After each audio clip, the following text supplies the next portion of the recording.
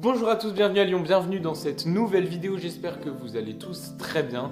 Aujourd'hui, nous allons parler d'un sujet assez intéressant. Si je vous dis sel de radium, colle plus eau, qu'est-ce que vous me direz? Eh bien, c'est effectivement le sujet que nous allons étudier aujourd'hui, puisqu'il s'agit d'un drame assez violent qui a été présent dans l'histoire au début du XXe siècle.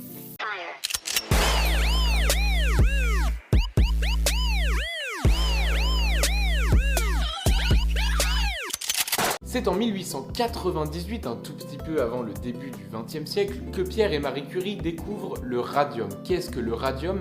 C'est un élément chimique qui nous entoure, radioactif, extrêmement dangereux, qui s'inscrit dans l'histoire à travers quelques drames, dont un que nous allons étudier aujourd'hui. C'est en effet aux environs de la Première Guerre mondiale que certaines entreprises américaines se sont lancées dans une manufacture de montres et d'horloges, par exemple, utilisant cet élément chimique, le radium. Ce sont plus de 4000 femmes en 1920 engagées justement dans ces entreprises qui vont manipuler cet élément radioactif afin de peindre d'une couleur fluorescente les cadrans, les chiffres et les aiguilles des montres et des horloges qui servaient ensuite à des riches aristocrates américains. En effet, en mélangeant le sel de radium, de la colle et de l'eau, on obtenait une peinture fluorescente mais extrêmement dangereuse. Les Radium Girls, comme on les appelle, étaient les femmes qui étaient chargées de peindre. Or, pour peindre, il fallait tout d'abord mouiller le pinceau avec de la salive. Donc, elles mettaient le radium en contact avec leurs dents, leur langue, leur palais, leurs lèvres, toute leur bouche, ce qui, je vous le laisse deviner, était un drame des plus totales. Lorsque l'on réfléchit bien, 4000 femmes dans ces usines devaient environ produire 250 cadrans par jour, ce qui est énorme. Elles avaient donc de la peinture plein les doigts, parfois se passaient la main dans les cheveux, parfois se passaient la main sur le visage ou sur d'autres parties du corps. Le radium ainsi s'infiltra par les pores de la peau, par les orifices naturels, pour aller ainsi se déposer sur les os des femmes. Les revenantes, comme on les appelait aussi parce qu'elles ressemblaient à des esprits fluorescents rentrant chez elles le soir tard dans la nuit, ont donc fait face à de nombreux drames. Tout d'abord, cela a commencé par la destruction massive de leur bouche. En effet, leurs dents commencèrent à se creuser, leurs gencives à se vider, les dents commencèrent à tomber, à noircir, à pourrir.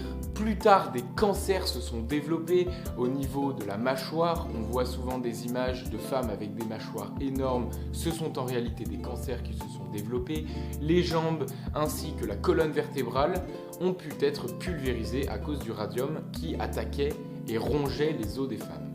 Et c'est environ en 1930 que les femmes commencèrent à mourir dans d'atroces souffrances puisque les os furent rongés et ça fait extrêmement mal. Donc, un procès va commencer.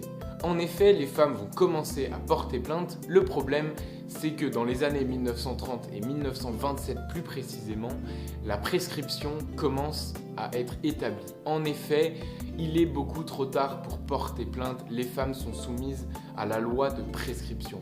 Aucun avocat ne veut les défendre puisque les contremaîtres, les maîtres et les patrons de ces entreprises se défendent corps et âme. En effet, les patrons et les PDG de ces entreprises firent passer tous ces décès pour une mort causée par la syphilis. Après beaucoup de recherches par des laboratoires, il est découvert que le radium n'est pas du tout dangereux. Après quelques années et quelques enquêtes, nous nous sommes rendus compte que les laboratoires étaient payés par la Radium Company. Et lorsqu'on se penche plus précisément sur le fonctionnement de ces entreprises, effectivement, les contremaîtres et les cadres des entreprises se déplaçaient dans l'usine avec des protections intégrales. Ils ne cessaient de mentir quant au sujet de la dangerosité de ce produit. Les femmes ainsi, pensant qu'il n'était pas dangereux, s'engageaient volontiers pour un salaire assez intéressant et pour des heures de travail qui étaient en somme assez intéressantes pour l'époque. Elles n'hésitaient donc pas à aller travailler et à se livrer à une activité qui était des plus dangereuses sans le savoir malheureusement. Finalement, après de nombreux décès, quelques avocats se mirent à les défendre et à défendre la cause de la dangerosité du radium. Les entreprises furent fermées, ils payèrent énormément d'amendes et beaucoup de femmes ont été indemnisées. La plupart des femmes moururent aux alentours de 30 ans et 50 ans plus tard, une équipe d'enquêteurs décidèrent d'ouvrir un cercueil.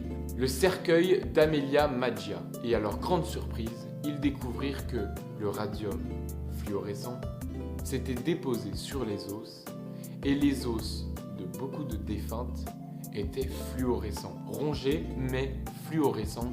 En effet, leurs dépouilles dégageaient encore des ondes radioactives extrêmement dangereuses au-delà de leur cercueil. Merci à tous d'avoir regardé cette vidéo, j'espère qu'elle vous a plu. C'était une vidéo assez anecdotique mais qui me semblait bon d'être évoquée puisqu'elle a concerné environ 4000 femmes. Toutes ne sont pas mortes en tout cas dans ces conditions-là, mais lorsqu'on regarde rien que Marie Curie est morte d'un cancer lié justement à ses contacts extrêmement proches avec de la matière radioactive. Si la vidéo vous a plu, n'hésitez pas à lâcher un pouce bleu, à commenter la vidéo et surtout à la partager. N'hésitez pas à vous abonner aussi si mes vidéos en général vous plaisent, ça fait toujours plaisir et ça ne coûte absolument rien. Je vous dis merci beaucoup, bonne journée et à bientôt.